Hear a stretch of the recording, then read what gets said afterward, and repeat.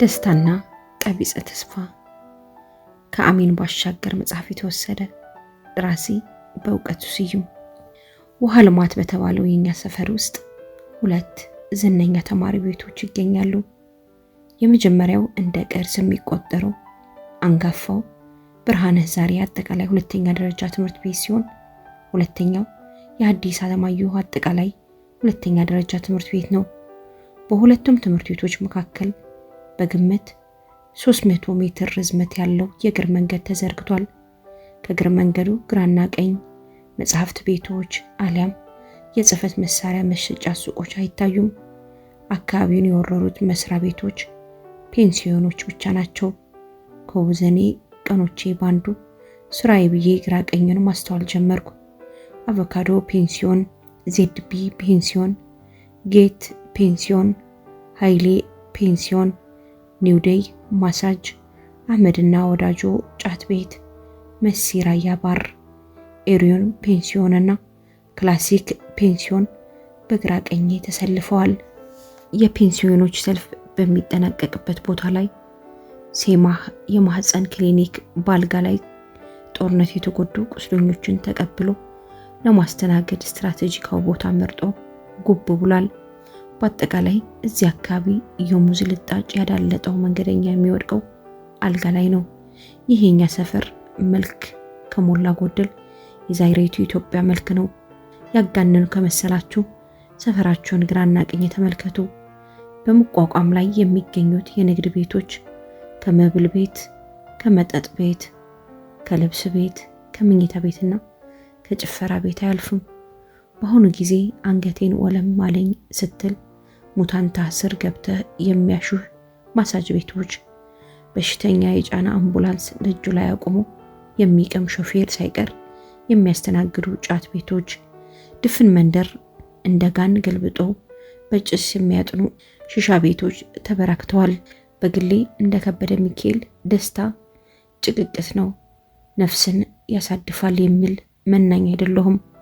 ምድራዊ ተድላ ባለበት ቦታ ሁሉ ታጥቄ ብሰማራም አልጠላም።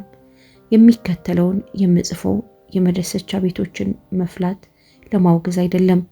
ዓላማዬ አዲሱ የደስታ ዝንባሌ ከየት እንደመነጨ የአቅሜን ያህል ለማሳየት ነው።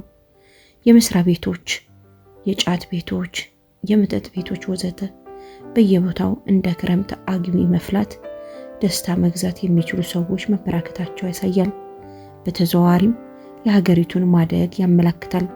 ታዲያ ምን አባህ ቁርጠህ ታማራለህ የሚል አይጠፋም። እኔን የሚያሳስበኝ የአእምሮ ተቋማትና የተድላ ቤቶች ጎን ለጎን አለማደጋቸው ነው። የመዲናይቱ መመኪያዎች የነበሩት የቡክ ወርልድ መጽሐፍት ሱቆች በፍጥነት መዘጋታቸው፣ በባንኮችና በአበባ ሱቆች መተካታቸው የአደባባይ ምስጢር ነው። 4 ኪሎ የሚገኘው አንጋፋው የኢትዮጵያ መጽሐፍት ድርጅት ሳይቀር አይናችን እያየ ወደ ካፍቴሪያ ተቀይሯል። ከጥቂት ዓመታት በፊት መጽሐፍ መሸጫ የነበረው ቦሌ መድኃኔዓለም ላይ የነበረው ሱቅ አሁን የዶሮ ስጋ መሸጫ ሆኗል።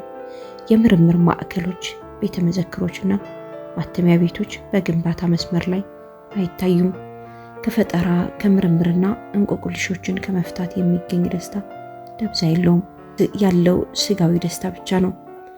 ከጥቂት ጊዜያት አስቀድሞ ከመንፈቀ ሌሊት በፊት መንገድ ዳር የምትቆም ሴት ታክሲ ጠባቂ የቤት እመቤት ስትሆን ከመንፈቀ ሌሊት በኋላ መንገድ ዳር በከፊል ተራቁታ የምትቆም ሴት ደግሞ ደንበኛ የምትጠባበቅ ሴተኛ ዳሪ ናት ብዬ አስብ ነበር።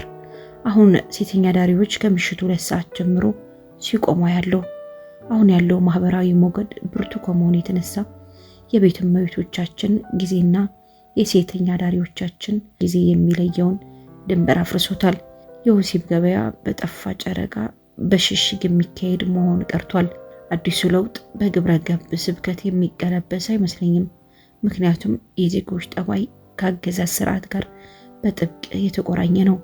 የፖለቲካ ጭቆና በበረታበት ሀገር ውስጥ ወሲባዊ ልቅነት የመጨረሻው የነጻነት አማራጭ ተደርጎ ይወሰዳል። አመንዝራነት ዜጎች ሌላው ቢቀር ብልታቸው በመንግስት ቁጥጥር ስር አለመሆኑን የሚያሳዩበት መንገድ ነው። አባቶቻችን ከኛ የተሻለ የደስታ ምንጮች ነበሯቸው። ቢያንስ ከጀብዱ የሚገኝ ደስታ ነበራቸው። አንድ ሰው ከጦርነት የሚገኝ ግዳይ ባይቀናው እንኳን ቆላ ወርዶ የፈረደባትን ቀጭኔ ገድሎ በመመለስ ቤቱ ውስጥ ከበሮ ማስደለቅ ይችል ነበር። ደስታ ማለት ኃይለኛ የመሆን ስሜት ነው የሚለውን የኒቼ ሐሳብ በጊዜው የተፈተነ ሐቅ መሆኑን አንርሳ። ከዓለም ተነጥላ በብህትውና የምትኖር ሀገር ውስጥ መኖር በራሱ የሚያጎናጽፈው ያላዋቂነት ደስታ ነበር። ቀደምቶቻችን ራሳቸው ከሌሎች ሀገሮች ብልጽግና ጋር አነጻጽረው እርር ድብን የሚሉበት አጋጣሚ አልነበረም። ስለ ራሳቸውና ስለ አካባቢያቸው የነበራቸው እምነት በእርካታ የተሞላ ነበር። እዚህ ላይ ጸሐፊ ትእዛዝ ገብረስላሴ ስለ አዲስ አበባ ምስረታ የጻፉትን ማንሳት አለብኝ። እንዲህ ይላሉ። ወይዘሮ ጣይቱ ከዚያች ክፍል ውሃ አጠገብ ከተሰራቸው ቤት ወርደው ተቀመጡ። ሰራዊቱም ቤቱን ይሰራ ጀመር። አገሩም እጅግ ያማረ ሆነ። ሰራዊቱም ወደደው። ወይዘሮ ጣይቱም ይህን ከተማ ስሙን አዲስ አበባ በሉ ብለው አዘዙ። አዲስ አበባ የተቆረቆረች ሰሞን የነበራት መልክ በፎቶ የተመለከተ የዛሬ ዘመን ሰው አገሩም እጅግ ያማረ ሆነ የሚለው የጸሐፊ ትእዛዙ አስተያየት ሰማይ የሚያክል ቀልድ ይሆንበታል። ከተማይቱ በአብዛኛው የደሳሳ ጎጆዎች ጥርቅም ነበረች። ደግነቱ እቴጌ ጣይቱ የከተማይቱን ትልልቅ የወፍ ጎጆ ከፓሪስና ከለንደን ማለፊያ ህንፃዎች ጋር አወዳድረው የሚሸማቀቁበት እድል አልነበረም። የከተማይቱ እጅግ የተጋነነ ስያሜ ይህን ያሳያል። እቴጌ የከተማይቱን አደይ አበባ፣ ጽጌረዳ አበባ፣ የሱፍ አበባ ብለው መጥራት ይችሉ ነበር። ግን በጊዜው የነበረው የአበባ ዝርያ ሁላ እጅግ ያማረ ሆነ የተባለውን የከተማይቱን ውበት ለመግለጽ በቂ ሆኖ ስላላገኙት አዲስ አበባ ለማለት ተገደዱ። አለማወዳደር ደጉ። እኛ እኒህ የደስታ ምንጮች ደርቀውብናል። ሌላው ቢቀር ባለሐመሩን ባለጸጋና ባለዊልቼሩን ለማኝ እኩል የሚያስፈነድቅ የእግር ኳስና የሩጫ ድሎች እየተመናመኑብን በመሄድ ላይ ናቸው። ይህ አለበቃ ብሎ የሀገራችንን ስቃይ ከሌሎች ሲሳይ ጋራ የምናወዳድርበት መስኮት በየቦታው ይጠብቀናል። በአንድ ምሽት ኤድና ሞል በተባለው ስመጥር የሙሉ ህንፃ ስር አልፋለሁ። አንድ ትንሽ ለማኝ ልጅ ካፌ የመታው አዳፋ ነጠላውን ተከናንቦ ኩርምት ብሎ ተቀምጦ ቀና ብሎ ህንፃው ላይ ያለውን ባለግዙፍ ስክሪን ቲቪ ይመለከታል። ከቲቪ የሚፈልቀው ሰማያዊ ብርሃን በመከረኛ ፊቱ ላይ አርፎ አቫተርን አስመስሎታል። አለፌው ሲሄድ በስክሪኑ ውስጥ የሚመለከተውን ለመገመት አልተቸገርኩም። ተዋናይት ሙሉዓለም ታደሰ ምቾት ያሳመራቸውን ብላቴናዎች የአኩሪ አተር ፍርፍር ስትመግብ ያያል። የጠገቡ ፈረንጆች ሲዘሉ ያያል። መከረኛ ህይወቱን ስክሪኑ ውስጥ ከሚያዩ በድሎት የተሞላ ዓለም ጋር በዲጂታል ሚዲያ በተጥለቀለቀ ዘመን ውስጥ የብዙ ኢትዮጵያውያን እድል ከዚህ የተለየ አይደለም። ከድል የሚመነጭ ደስታ ካጣን፣ በማወዳደር ምክንያት ማግኘት የሚገባንን ደስታና እርካታ ካጣን የመጨረሻው አማራጭ ምንድነው? በጦር ሜዳ ወይም ባደን ያጣነው ጀብድ በአንዲት ድሃ ሴት ላይ ጉልበታችንን በመፈተን ልናካክሰው እንሞክራለን። በምርቃና በስካርና በቀለጠ አሽሼ ገዳሜ ውስጥ ገብተን አስፈሪውን ኑሯችንን ለማምለጥ እንሞክራለን። ቅጥ ያጣ የደስታ ፍላጎት ከቀቢጸ ተስፋም ይመነጫል። ቱሲዲደስ የተባለ የጥንት ግሪክ ጸሐፊ በአንድ ወቅት አቴኒስን አጥቅቷት ስለነበረው ወረርሽኝ ጽፏል። ጸሐፊው ዜጎች በበሽታው እንደ ዝንብ ተራ ሞት እየሞቱ ማለቃቸውን ከዘገበ በኋላ የሚከተለውን ይጨምራል። ወረርሽኙ ድንገት በአቴናውያን ላይ የልቅነት ጸባይ ሰፈነ። ባለጸጎች ድንገት ሲሞቱ፣ ድሆች የሞቱ ባለጠጎችን ንብረት ወረሱ። ይህንን የተመለከቱ ሰዎች ጥንት በጓዳቸው ውስጥ ሸሽገውት ያኖሩትን አመላቸውን ወደ አደባባይ ያወጡት። ገንዘባቸውን በፍጥነት እየመዘዙ ደስታ ሊሸምቱበት ተጣደፉ። ገንዘብና ሕይወት እኩል አላፊ ጠፊ መሆናቸውን አይተዋልና። በጊዜው ሕግ የማክበር ፍላጎት የነበረው አንድም ሰው አልነበረም። በሕይወት ተርፌ ለፍርድ ቀርባለሁ ብሎ የሚያስብ ሰው አልነበረም። በጊዜው ዋጋ ያለው ነገር ጊዜያዊ ፌሽታ ብቻ ነበር። ፈሪሃ እግዚአብሔርም ሆነ ሰው ሰራሽ ሕግ ፋይዳ አልነበራቸውም። ሁሉም ሰው የሞት ፍርድ የተፈረደበት ሰው አድርጎ ራሱን ይቆጥር ስለነበር የስቅላቱ ጊዜ ከመድረሱ በፊት የተገኘችውን ደስታ ለማጣጣም ተሽቀዳደመ። የዘመኔ ጀግና እንዲህ የሚል ይመስለኛል። በኔ ዘመንና በጥንት አቴናውያን የቸነፈር ዘመን መካከል መሰረታዊ መመሳሰል አለ። በሁለቱም ዘመኖች ውስጥ ለነገ ተስፋ ማድረግ የሚባል ነገር የለም።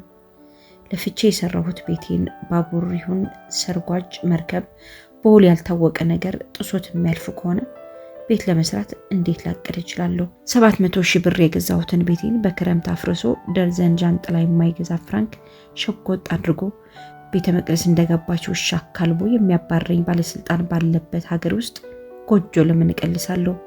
ጌቶች ለችግር ቀኔ ያጠራቀምኩትን ብር በጥጋብ ዘመናቸው የሚሰውሩብኝ ከሆነ የባንክ ደብተር የማውጣው ለምንድን ነው? ልጄ በህይወት እያለሁ እጓለማውታን ሊሆን እንደሚችል ያወቁ የዛሬ ዓመት የማሙሽ ልደት እያልኩ የምዘፍንበትን ምክንያት ምንድን ነው? ኢትዮጵያ ለዘላለም ትኑር ከሚለው መፈክር በስተቀር ኢትዮጵያን ለዘላለም የሚያኖራት መሰረት መፍረሱን እያወቁ ለሚቀጥለው ዓመት እንዴት ላቅድ እችላለሁ? ተው እባክህ፣ እኔም እንደ ጥንቱ አቴናውያን የሞት ፍርድ እንደተፈረደበት ሰው እኖራለሁ። የመሰቀያው ገመድ አንገቴ ውስጥ እስኪገባ ድረስ የጥንቱ ባለሀገር ግጥም በቃል ይወጣለሁ። የራብህም ብላ የጠማህም ጠጣ፣ ከዚህ የተሻለ ምንም ቀን አይመጣ። ላገኘነው በማለት ሞትኩኝ በስቀቀን፣ ሄዶ አለቀ የምጠብቀው ቀን።